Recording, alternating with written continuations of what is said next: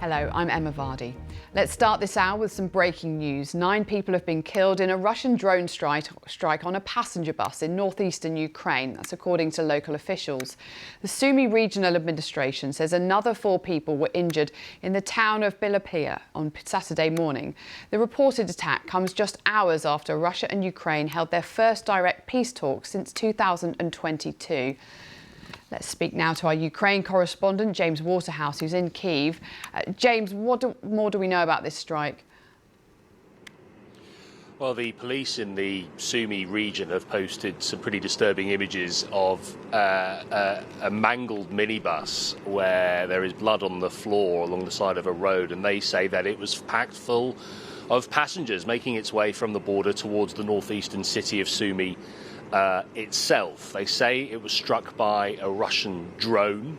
These remote-controlled drones that are frequently aimed at civilians right across border towns and settlements, or even on the front line. I mean, Sumy's had a pretty tough time of it over the past couple of months when it comes to missile and drone attacks from attacking Russian forces. What Moscow is claiming on this occasion is that it struck a weapons loading area, a preparation area used by Ukrainian forces, but we've yet to see any evidence accompany that claim. So a very difficult morning in Ukraine's northeast today.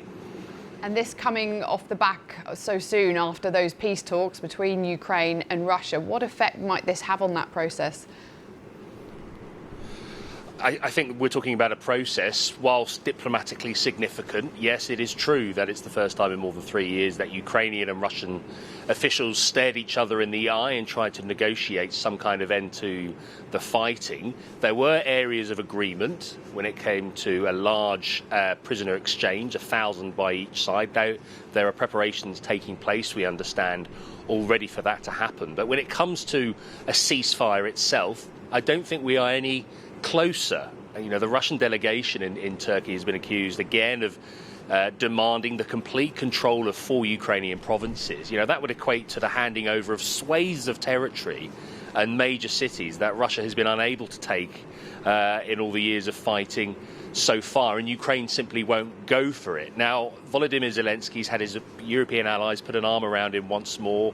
The likes of Donald Tusk of Poland, Emmanuel Macron of France, and Sir Keir Starmer of the UK. They are now saying they still hope that Volodymyr Zelensky and Vladimir Putin of Russia could still meet. Moscow says it is noted that request.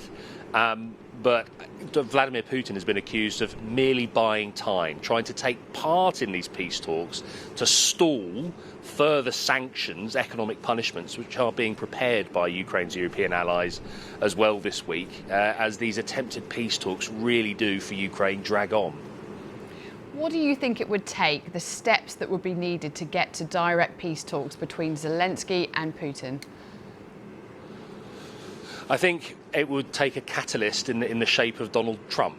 At the moment, we know he is impatient, and it is the military might of America which determines the course and direction of this war. For Ukraine, that is an inescapable fact. But I think what we have seen so far is President Trump pressure Ukraine more than he has pressured Russia. Ukraine has had to demonstrate, to show that it is fully willing to engage in some kind of peace process. That is why you saw Volodymyr Zelensky in Turkey this week. He did cut an isolated figure in the absence of Donald Trump and Vladimir Putin. But that is what Ukraine is trying to do. But I think for both Ukraine and Russia to engage in meaty, meaningful discussions, I think there will have to be some kind of pressure, you would imagine, applied on the Kremlin by America. What could that be? Could that be more military aid for Ukraine? Could that be further sanctions, which the US president hinted at in the past? Ukraine certainly hopes so. I think what Ukraine doesn't have is any kind of military pressure to apply to Russia. That window has gone. Russia is firmly keeping hold of the territory it has brutally seized, and it is continuing to take more notably on the vast eastern front lines of this country.